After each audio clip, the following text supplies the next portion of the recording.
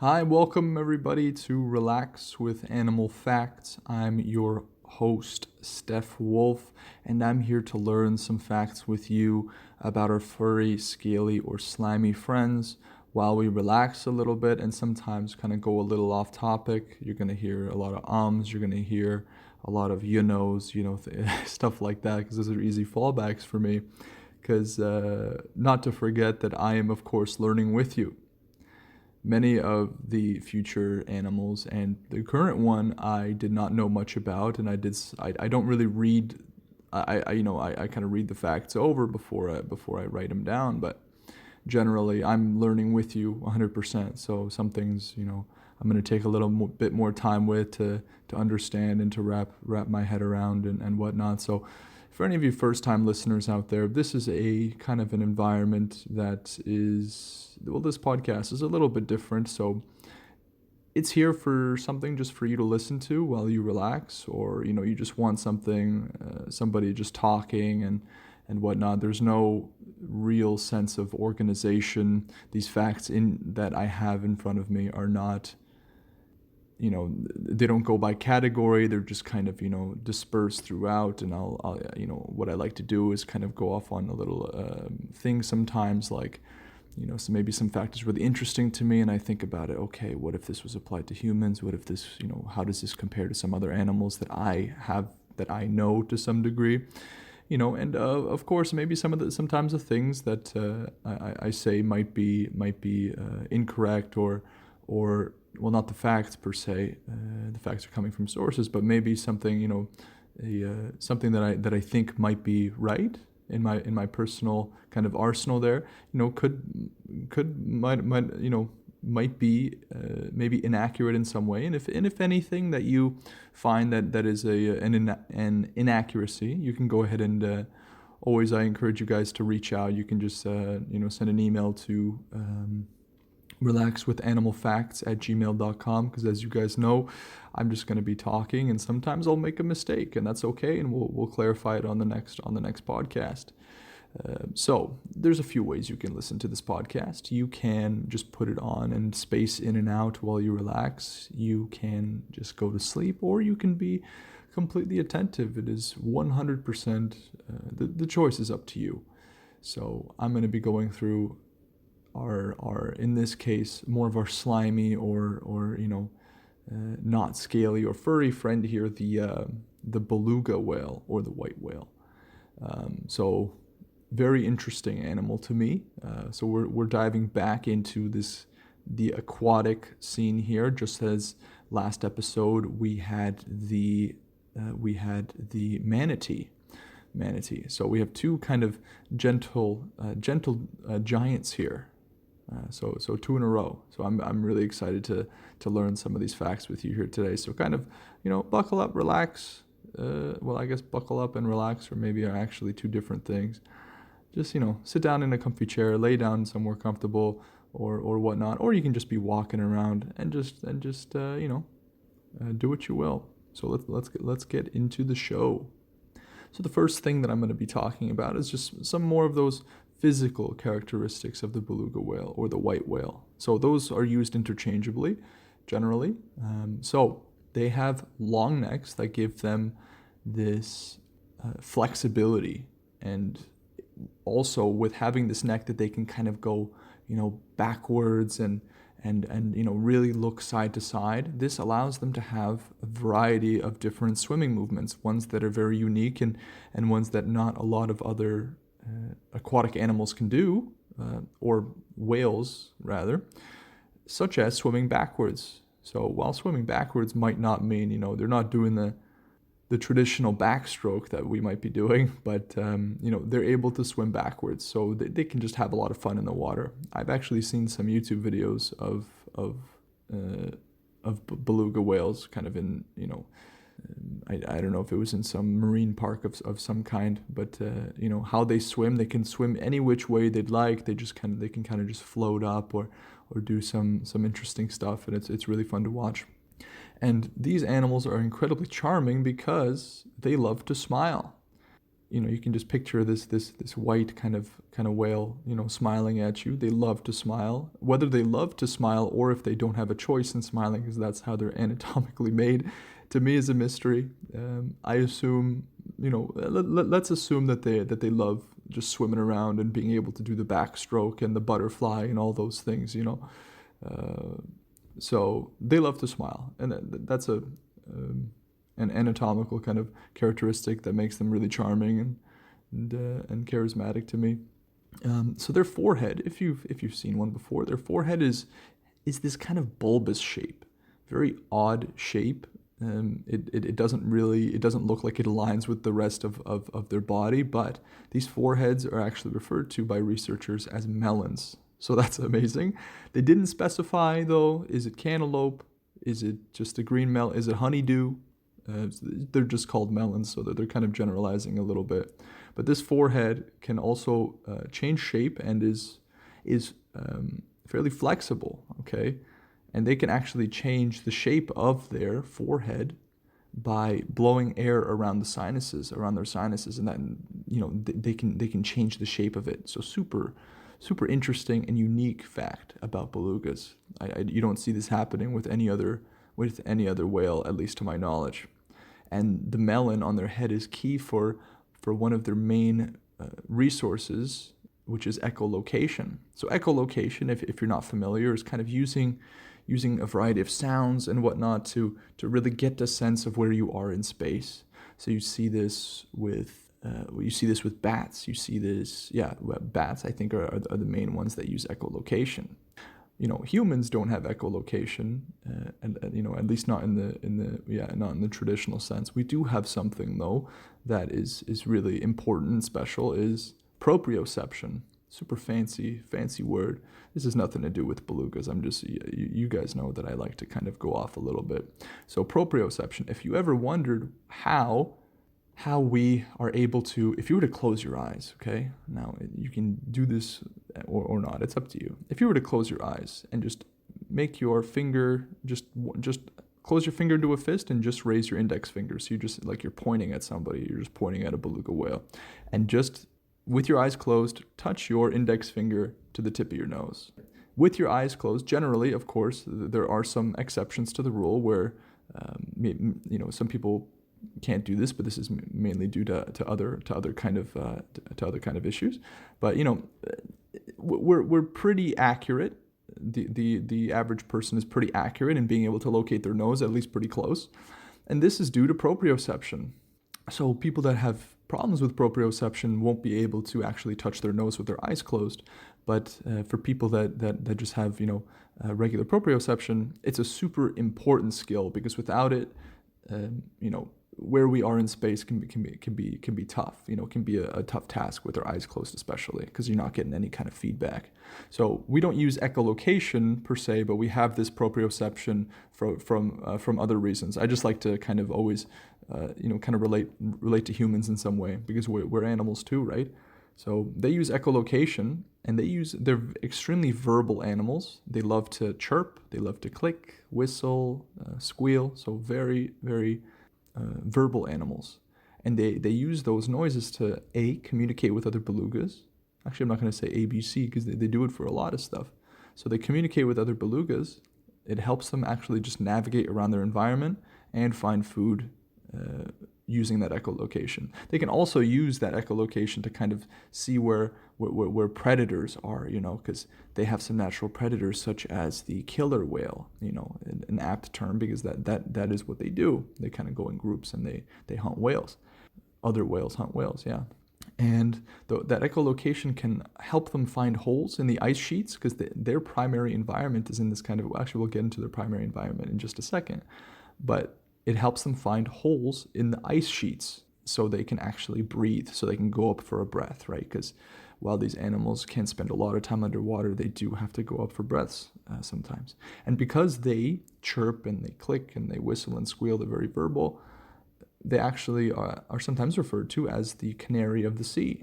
So if you guys don't know what a canary is, domestic canaries are just, they're small songbirds that people sometimes have.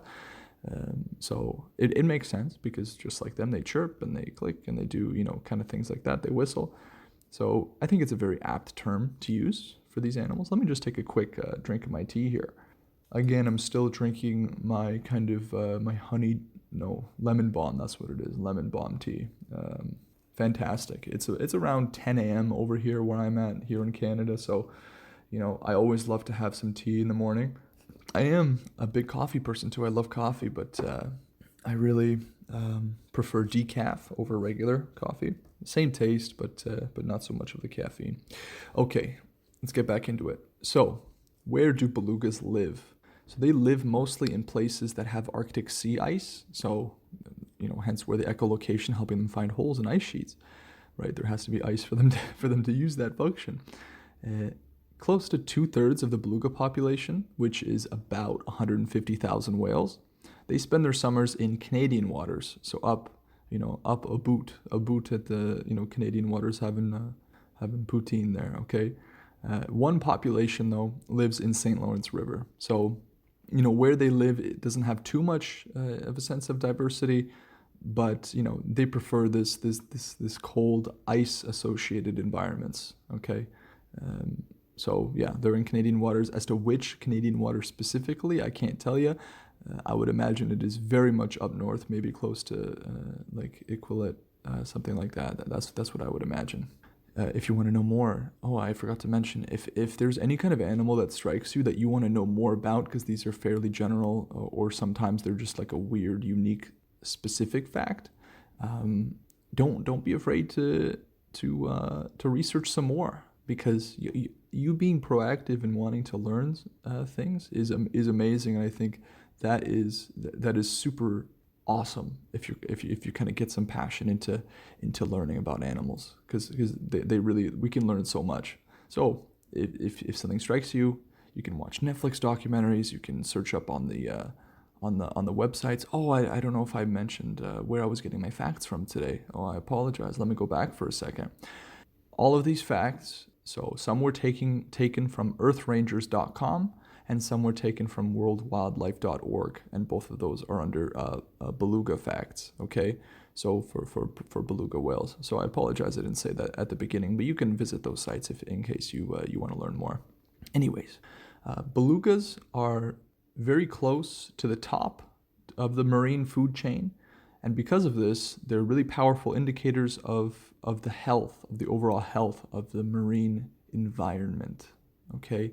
So if there is really an issue that is pressing towards towards marine life, you'll see beluga whales are a very good indicator as to what's happening there. So if there's a problem with beluga whales, you'll know that there's something going on with the rest of the marine life, because nature has this way of balancing, okay? And when one thing is kind of taken away, it compensates in another way, and then that compensates in some other way. So nature is extremely complicated, but it finds these balances.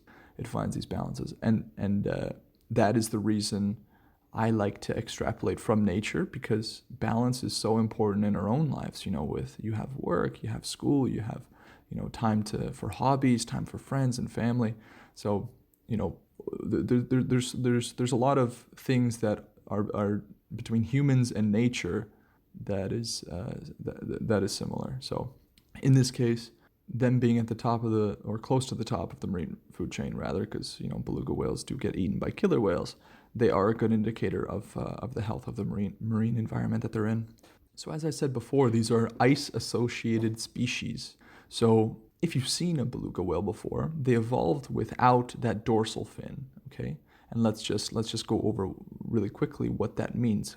Dorsal just refers to posterior, to back, okay? So just like, as you guys know, big whales, you got blue whales, you got a lot of different animals, even dolphins, sharks, they have a fairly prominent dorsal fin, so on the back. So if they go up to the surface, you usually see that dorsal fin break the water first. But they actually evolved without one, and there's a very important reason for that. It allows them to move very swiftly and easily among the sea ice, and to find places to come up for air. So if they had that dorsal fin and they were swimming, it could really, they would be scraping along the sea ice. It would make their life a lot more difficult. So they don't have one. And this ice, as we said before, it is really important. And the main reason it's important is because it provides refuge for belugas. Okay, so killer whales, right? They won't try to kind of breach the ice there. Belugas can really do, they use it to kind of hide, and that is because belugas do not swim as fast in comparison. Killer whales are extremely fast, very large, very, very quick animals, and maybe we'll cover them in another episode. But they swim extremely fast, and belugas don't. So the ice is super important because also, these are white whales. They have that very white skin, and that actually allows them to blend in or camouflage a little bit with the floating ice in their environment. They're not chameleon camouflage level, but still, being the same color can sometimes throw predators off. I'm going to take another swig of my tea here, sorry. This isn't an ASMR channel, so I didn't want to slurp right in your ear there. So belugas eat a large variety of fish and crustacean species. So that covers a lot. That covers things like smelt, herring, salmon. We have Arctic and polar cod, crabs, shrimp, mollusks, and marine worms. Me personally, I'm not too big of a fish guy. So, I don't know if belugas are my spirit animal too much because, salmon, I like salmon to some degree. It's mostly sushi and stuff. It all depends on how much masking there is of that fishy flavor because I don't like it very much. So tempura shrimp I'll have because it doesn't really taste like shrimp, but eating straight polar cod smelt and whatnot, that's just a little fact about me if you wanted to know more. I'm not too big of a seafood guy. So they have been recorded to be able to reach depths of 800 meters. Okay, this is extremely deep. This is super, super far down. The amount of pressure that they're able to sustain is immaculate in that sense. Because if you're trying to imagine, if you have a swimming pool or if you've gone swimming that has kind of a more of a very deep end, even if you go swimming at swim at the Y or something, if you go down and like down to the bottom, a lot of you guys, if you're not trained, will have that big sense of pressure along your on your ears or on your head, so you'll feel that sense of pressure, and that's what it is. The farther down you go, the more pressure there is, and these animals have evolved and are adapted to being able to go and withstand pressures like that without much discomfort. So when belugas are born, although they're white, as we said before, and that's what allows them to blend into that icy environment, when they're born, their skin is a brownish gray color instead. Okay, so some resources refer to it as just a straight gray, some a brownish gray. Me personally, I'm a little colorblind, I can't tell, but it's brownish gray color, and it won't be fully white until they're actually about 13 years old. So that's a long kind of buffer time until they're adults. Okay, and one thing I just noticed now is that I didn't no fact was saying about how long their life expectancy is, but let's say it's similar to the manatee maybe. Okay, so manatees live to be about 40, if I believe from last episode. So if we're around there, this is just a big assumption because I don't know how long they live. I'm just making an assumption based on another kind of big aquatic animal, which is not very scientific, but rather I'm just kind of trying to imagine. So it's about maybe like 1/4 of their life is spent with the color that isn't their color in adulthood. So it takes 13 years. That is a good amount. Okay, so they can hold their breath actually underwater for up to 25 minutes. Now, as to the accuracy of this, I can't tell you because on both the websites, on earthrangers.com and on worldwildlife.org, they actually had a fairly different result. So I think Earth Rangers said 15 minutes, and then worldwildlife.org said 25. Now, a 10-minute discrepancy is actually very significant. So I'm going to go with 25 minutes. I don't really know, because worldwildlife.org, usually has a team of people that kind of research this stuff. Earth Rangers, this is the first time I'm using them as a source, so I can't tell you for sure. So let's say they can hold their breath underwater for 15 to 25 minutes. Okay, so let's compare this to last episode. If you didn't listen to last episode, go ahead and listen to it after this podcast if you'd like. It is the manatee. Okay, so the manatee can hold their breath it was around 20 minutes, okay? And we talked about how a human being, the longest a human being has held their breath was about 22 minutes. So, naturally, these are large animals, large lung capacity. They can naturally hold their breath for a very long time.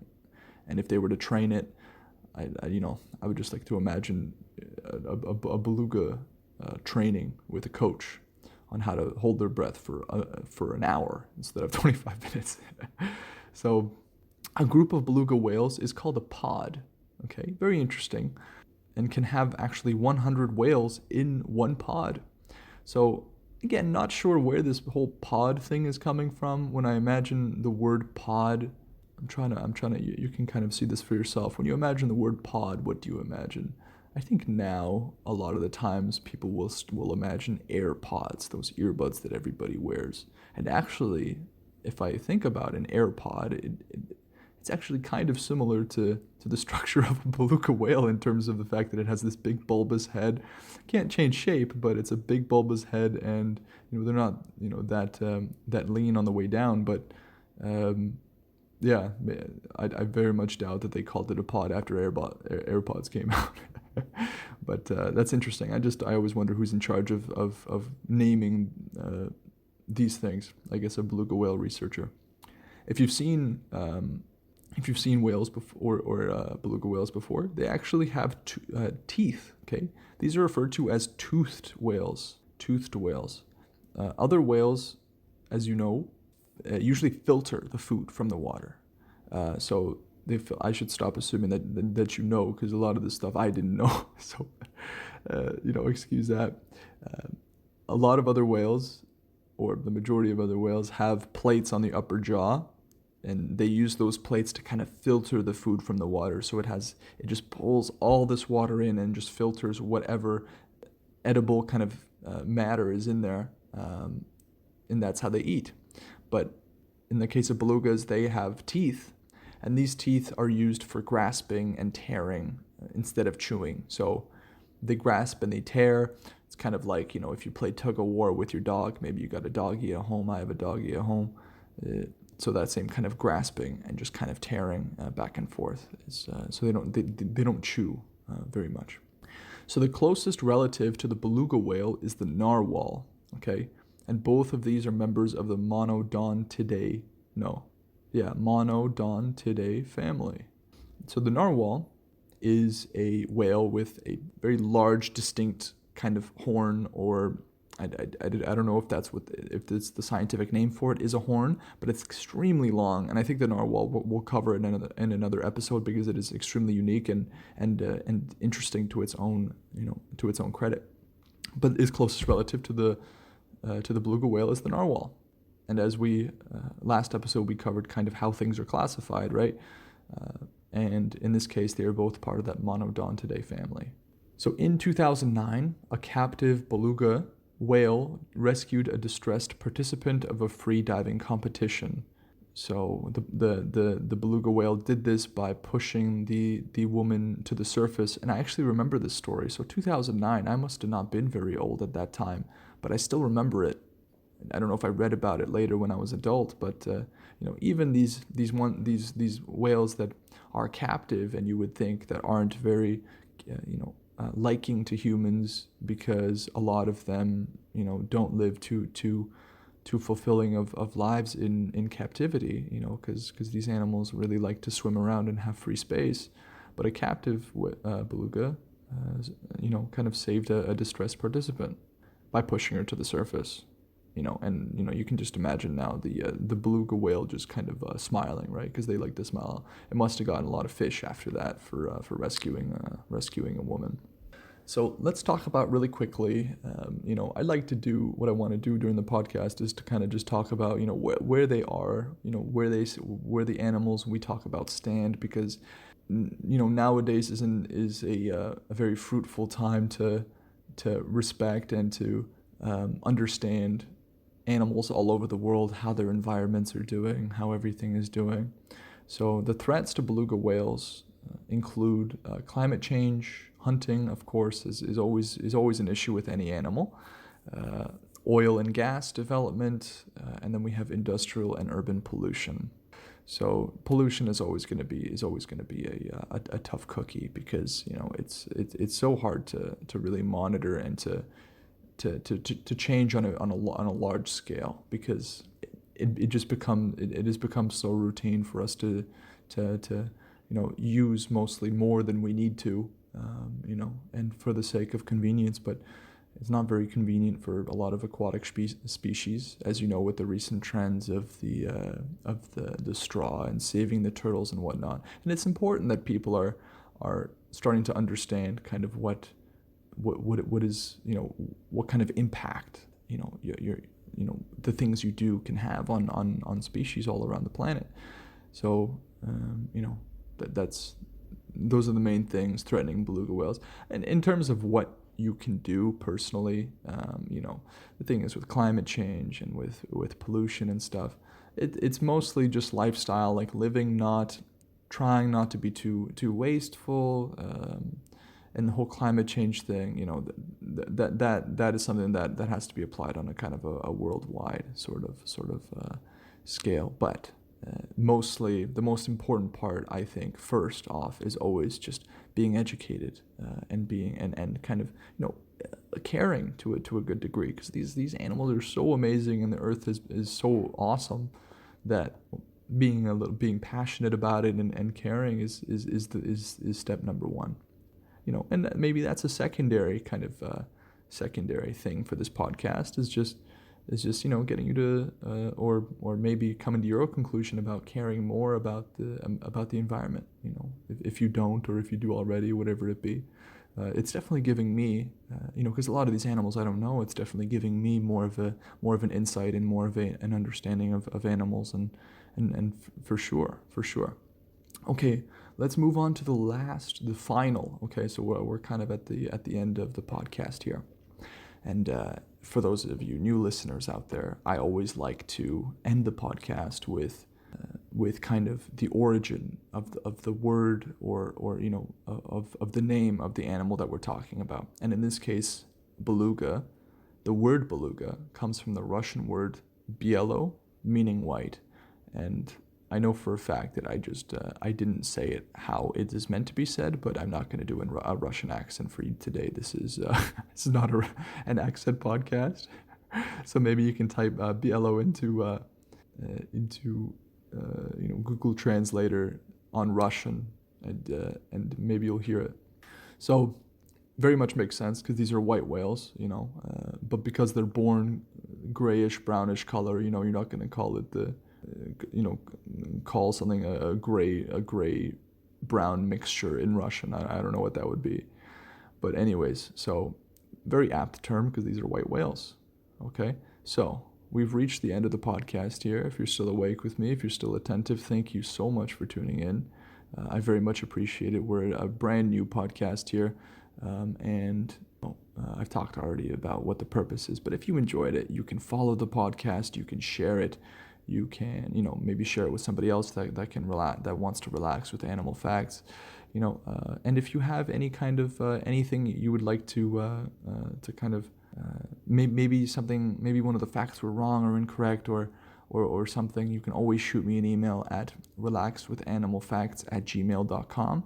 Or if you have any other kind of constructive criticism, or maybe you would like to hear another segment added to the show, maybe something else, or I'm open to ideas, because this is, at the end of the day, entertaining you. It's also entertaining me. I find it very relaxing just to sit here and ramble about animals. So of course, again, that's relaxwithanimalfacts@gmail.com. You can shoot me an email if you'd like. So thank you very much, everybody, for tuning in, and I will see you next time on the new animal. Okay, take care, guys.